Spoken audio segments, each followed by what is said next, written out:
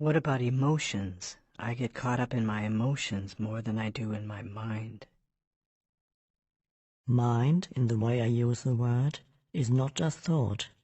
It includes your emotions as well as all unconscious mental-emotional reactive patterns. Emotion arises at the place where mind and body meet.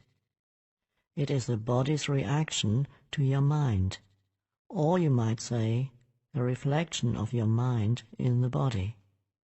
For example, an attack thought or a hostile thought will create a build-up of energy in the body that we call anger. The body is getting ready to fight.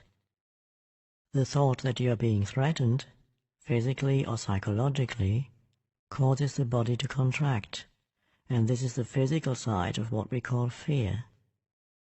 Research has shown that strong emotions even cause changes in the biochemistry of the body. These biochemical changes represent the physical or material aspect of the emotion. Of course, you are not usually conscious of all your thought patterns, and it is often only through watching your emotions that you can bring them into awareness. The more you are identified with your thinking, your likes and dislikes, judgments and interpretations, which is to say, the less present you are as the watching consciousness, the stronger the emotional energy charge will be, whether you are aware of it or not. If you cannot feel your emotions, if you are cut off from them, you will eventually experience them on a purely physical level, as a physical problem or symptom. A great deal has been written about this in recent years, so we don't need to go into it here. A strong unconscious emotional pattern may even manifest as an external event that appears to just happen to you. For example, I have observed that people who carry a lot of anger inside without being aware of it and without expressing it are more likely to be attacked, verbally or even physically, by other angry people, and often for no apparent reason. They have a strong emanation of anger that certain people pick up subliminally and that triggers their own latent anger.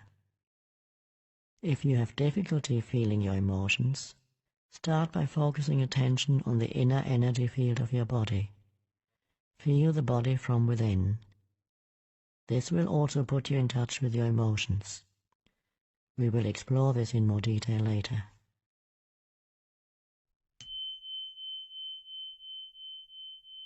You say that an emotion is the mind's reflection in the body, but sometimes there is a conflict between the two. The mind says no, while the emotion says yes, or the other way around. If you really want to know your mind, the body will always give you a truthful reflection, so look at the emotion, or rather, feel it in your body. If there's an apparent conflict between them, the thought will be the lie, the emotion will be the truth. Not the ultimate truth of who you are, but the relative truth of your state of mind at that time. Conflict between surface thoughts and unconscious mental processes is certainly common. You may not yet be able to bring your unconscious mind activity into awareness as thoughts, but it will always be reflected in the body as an emotion, and of this you can become aware. To watch an emotion in this way is basically the same as listening to or watching a thought, which I described earlier.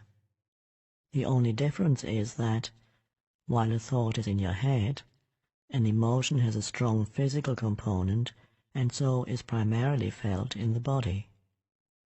You can then allow the emotion to be there without being controlled by it. You no longer are the emotion. You are the watcher, the observing presence. If you practice this, all that is unconscious in you will be brought into the light of consciousness. So observing our emotions is as important as observing our thoughts? Yes. Make it a habit to ask yourself, what's going on inside me at this moment? That question will point you in the right direction.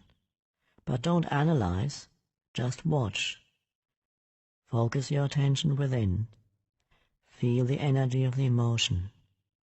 If there's no emotion present, take your attention more deeply into the inner energy field of your body.